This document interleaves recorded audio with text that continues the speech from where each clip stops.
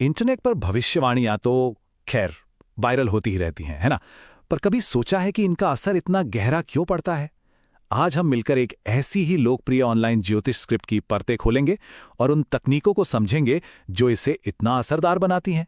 चलिए इस रहस्य को सुलझाते हैं। तो देखिए, किसी भी कहानी की शुरुआत होती है एक दमदार हुक से। और ये हुक कितना शक्तिशाली है? भाग्य का बड़ा दरवाजा खुलेगा।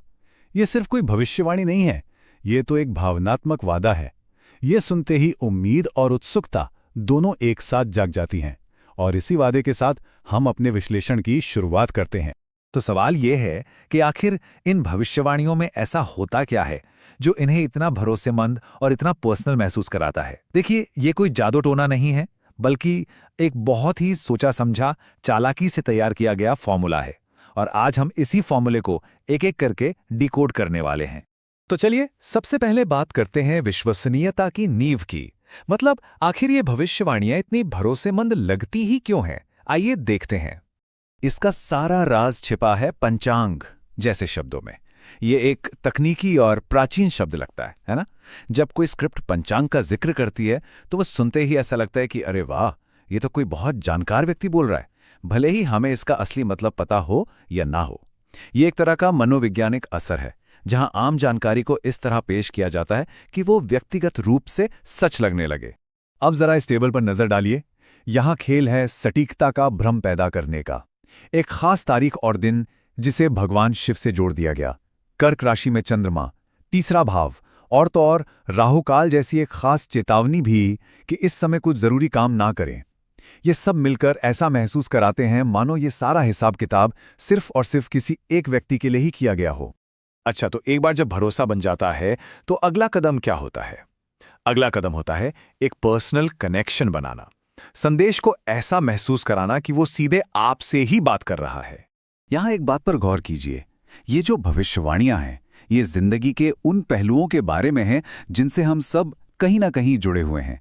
काम, पैसा, रिश्ते।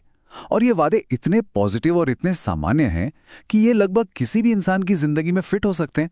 भाई, ऐसा कौन है जिसे अपने काम के लिए तारीफ अच्छी नहीं लगेगी? और ये देखिए, ये एक और कमाल की तकनीक है। आपका भाग्य अच्छा रहेगा कहना एक बात है, लेकिन ये कहना कि आपका भाग्य 90% साथ देगा, ये सुनने में ज्यादा ठोस और भरोसेमंद लगता है।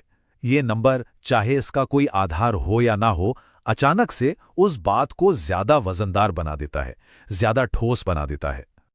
और इस तकनीक को समझने के लिए ये स्लाइड एकदम परफेक्ट है। एक तरफ है एक बिल्कुल आम सा बयान, अच्छी वित्तीय खबर आ रही है, और दूसरी तरफ देखिए, किसी पुराने निवेश से लंबे समय से रुका हुआ पैसा वापस मिल सकता है। ये दूसरी वाली बात कितनी ज्यादा व्यक्तिगत और सटीक लगती है ना? यही वो खासियत है जो इसे इतना भरोसेमंद बनाती है। लेकिन बात यहीं खत्म नहीं होती। किसी भविष्यवाणी को सच में असरदार बनाने के लिए सिर्फ सुनना काफी नहीं होता। यहीं पर एंट्री होती है अनुष्ठान की शक्ति की, जो एक दर्शक को सिर्फ सुनने वाले से एक सक्रिय भागीदार में बदल देती है। तो स्क्रिप्ट क्या करती है? वो एक बहुत ही आसान सा महा उपाय बताती है। ये कदम इतने सरल हैं कि कोई भी इन्हें कर सकता है। इससे लोगों को ये एहसास होता है कि उनकी किस्मत अब उनके अपने हाथ में है। अब वे सिर्फ भविष्य नहीं सुन रहे हैं, बल्कि उसे सच करने के लिए सक्रिय रूप से कुछ कर रहे हैं।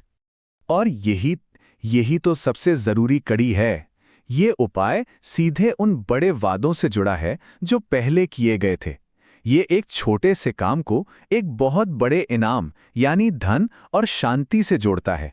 ये कनेक्शन एक बहुत ही शक्तिशाली मनोवैज्ञानिक असर डालता है। तो ठीक है, हमने विश्वसनीयता को समझा, पर्सनल कनेक्शन को समझा, और फिर एक्शन यानी उपाय को भी देख लिया। अब आता है इसका आखिरी और सबसे जरूरी हिस्सा, वो फॉर्मूला जो इन सबको वायरल कर देता है।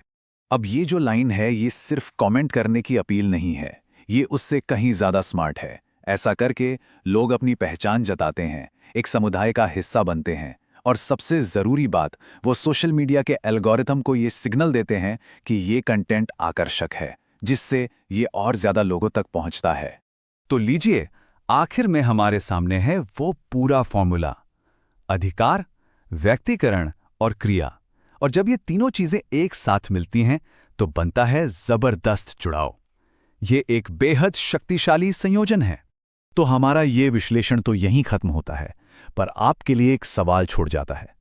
अब जब आप इस फॉर्मूले को पहचानते हैं तो जरा सोचिए, ये आपको और कहां-कहां नजर आता है? शायद विज्ञापनों में, राजनीतिक भाषणों में, या फिर मोटिवेशनल स्पीच में। इस नए नजरिए से शायद अपने आसपास की दुनिया को और बेहतर ढंग से समझा जा सकता है।